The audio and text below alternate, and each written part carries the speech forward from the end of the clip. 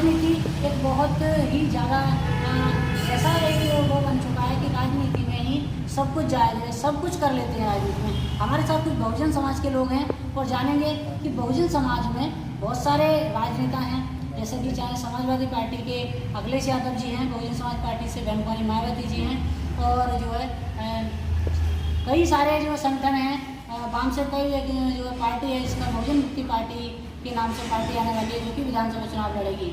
चंद्रशेखर आज़ाद की अगर बात करें तो वो भी अपनी आज़ाद समाज पार्टी के साथ उत्तर प्रदेश में चुनाव लड़ेंगे।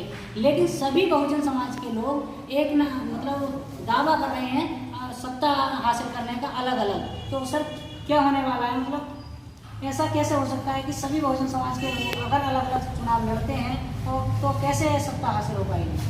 देखिए, ऐसा है, अगर सब लोग अलग अलग लड़ेंगे, लेकिन वर्तमान में जो जनता का जो मन है वो ये है कि इस समय भाजपा को पूरी तरह से अगर कोई पार्टी लड़ा सकती है तो प्रथम शक्ति के रूप में सपा है। ये जनता का मानना है कि सपा जो है प्रथम ताकत के रूप में है भाजपा से लड़ने के लिए, और बसपा भी अपना संघर्ष कर रही है और अन्य दल भी हैं, कांग्रेस भी है। तो उसमें ज़्यादा उचित यही होगा अगर ये सब लोग इकट्ठे हो जाएं तो ये लड़ाई बहुत मजबूत बन सकती है और आसानी से लड़ी जा सकती है। लेकिन जो है अगर ये इकट्ठे नहीं भी होते हैं तब भी फिर जनता अपना निर्णय लेगी कि जनता जिसे भाजपा को हराने के लिए जिसे ज़्यादा मजबूत समझेगी उसके साथ जाएगी।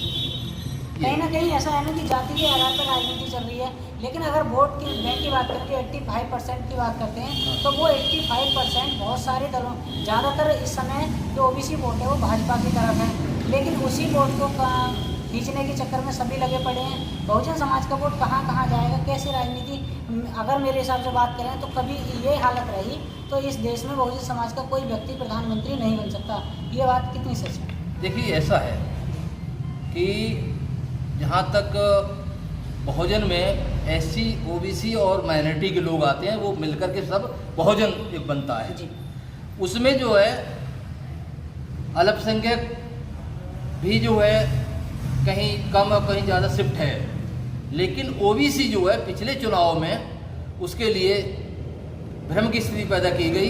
केशव प्रसाद मौर्य को भाजपा का प्रदेश अध्यक्ष बनाया गया और मुख्यमंत्री बनाने का सपना दिखाया गया ओबीसी के लिए, और सारा ओबीसी जो है उस सपने को पूरा करने के लिए सारे ओबीसी ने उस समय जो है लगभग 90% लोगों ने जो है भाजपा को वोट किया। लेकिन जब जो है सत्ता में जब भाजपा आ गई तब जो है उसे नीच जाति का समझ करके और जो है उसे जो है केशव प्रसाद मौर्य को मुख्यमंत्री नहीं बनाया गया, उसकी जगह पर जाकर के केंद्र से योगी आदित्यनाथ को ला करके जो सवर्ण बिरादरी का उसे जो है मुख्यमंत्री बनाया गया। लेकिन अब ओबीसी समाज जो पूरी तरह जाग चुका है, उस जो है जो हमारे छल किया गया है, जो हमारे भ्रम किया गया, पैदा किया गया था और हमें छला गया है, अब उसका बदला लिया जाएगा। और इस बार पूरी अधिकांश ओबीसी जो है समाज वो जो है भाजपा के विरोध में सपा के साथ जाएगा या अन्य किसी दल के साथ जाएगा। जैसे बहुजन समाज के लोग बात तो बाबा साहब की बुद्ध की करते हैं, लेकिन अगर बाबा साहब की बात करें तो बाबा साहब ने 3 नारे दिए थे कि शिक्षित बनो, संगठित रहो, संघर्ष करो। लेकिन शिक्षित भी हैं लेकिन संगठित क्यों नहीं हो पा रहे हैं? अलग अलग दलों में अलग अलग राजनीतिक और गैर राजनीतिक दल बनाने पड़े हैं।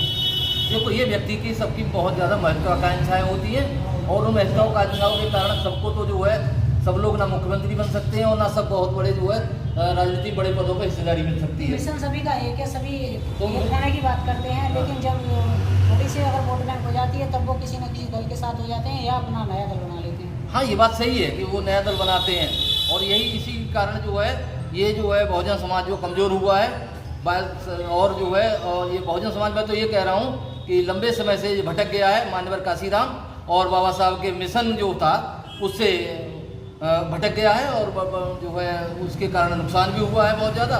अब जो है ये वर्तमान में सब लोग जो है जातिगत सम्मेलन करा रहे हैं, कहीं बड़े बड़े महापुरुषों की मूर्तियाँ वगैरह लगाने का वादा करते हैं, लेकिन आम आदमी के जो मुद्दे हैं रोजी रोटी, शिक्षा और स्वास्थ्य, इन पर जो है चर्चा नहीं करते हैं और ना इस पर जो कोई जो है मुद्दा बनाकर कोई लड़ना चाहता है। इस पर जो है आज जो है भाजपा वर्तमान जो सत्ता पक्ष है वो जो है हिंदू मुसलमान करके, तालिबान और अफगानिस्तान करके जो है वो लड़ना चाहता है।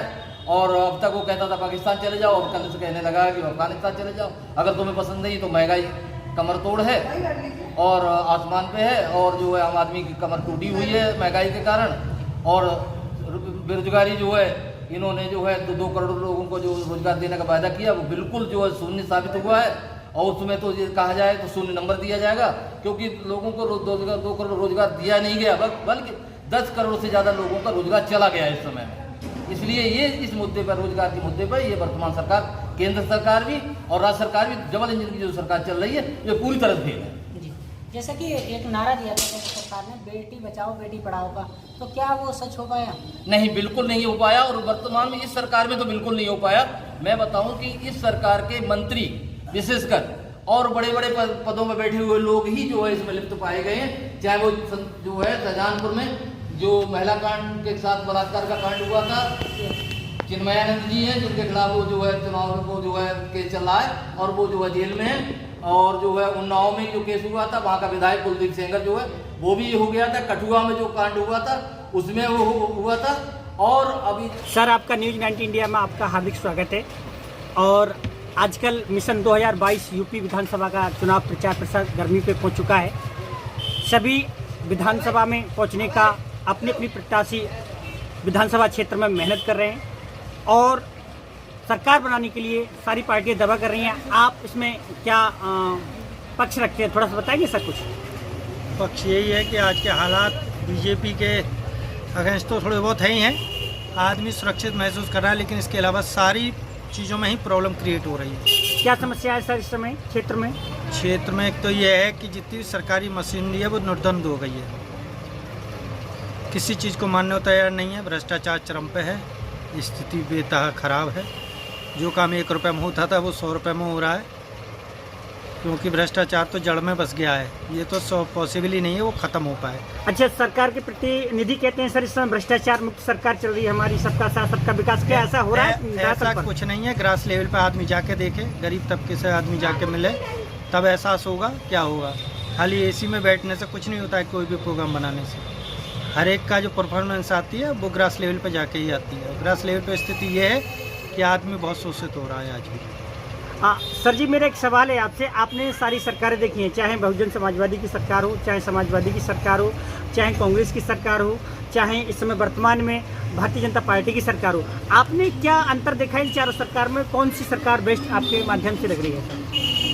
देखिए, जो भी सरकार आती है, सरकार कोई भी, सब सरकारों का एक एजेंडा होता है, फूट डालो राज करो। और राजनीति में इसी में सभी लोग इसी रास्ते पर चल रहे हैं। लेकिन यह है कि सरकार में इतना आराम दिखता है, लोगों का जो जनरल ओपिनियन यही है कि इंसान आदमी रात बरात आराम से आ रहा है, सारी चीज़ें हो रही हैं। लेकिन बीएसपी गवर्नमेंट में भी हुआ करता था। बीएसपी गवर्नमेंट में जितनी सरकारी मशीनरी थी टाइम टू टाइम जाती थी, 10 बजे ऑफिस में पहुंच जाती थी, सारी स्थिति थी। जितनी भी जॉब लगी हैं गवर्नमेंट में वो पारदर्शिता से लगी हैं। लेकिन आज की डेट में जितनी भी जॉब है समय इसमें लग रही हैं बीजेपी में, कोई कोर्ट जा रहा है, कोई कुछ हो रहा है, बहुत प्रॉब्लम क्रिएट हो रही है आदमी के लिए। ठीक है।